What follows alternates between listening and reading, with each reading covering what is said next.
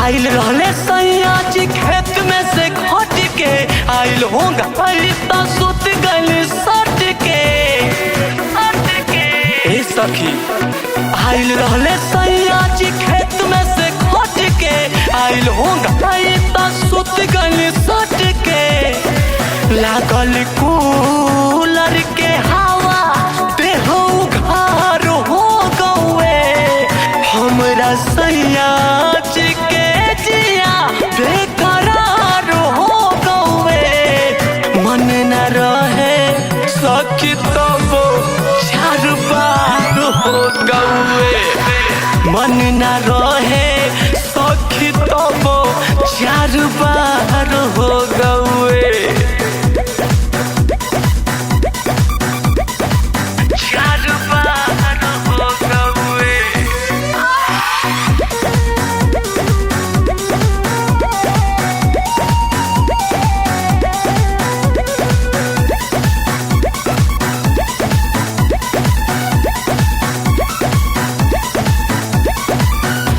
गोड़वा में गोड़ जब ठेकल, चालू कैल सैया हाथ फेंकल।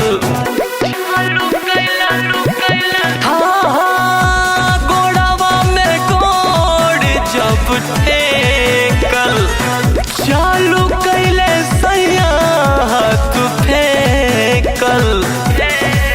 पानी पानी भइल लहंगा में बाढ़ हो गए, उनका डुबकी लगावे के सुतार हो गए। मन न रहे सखी तब चार बार हो गए, मन न रहे सखी तब चार बार हो गए।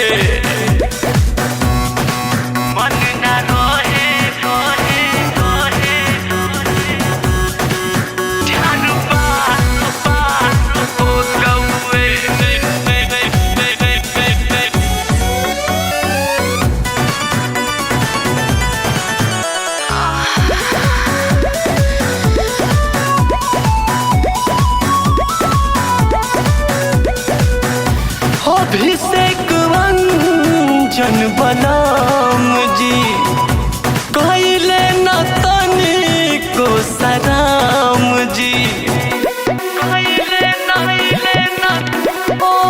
अभिषेक रंजन बलराम जी कहले न तनिको सराम जी।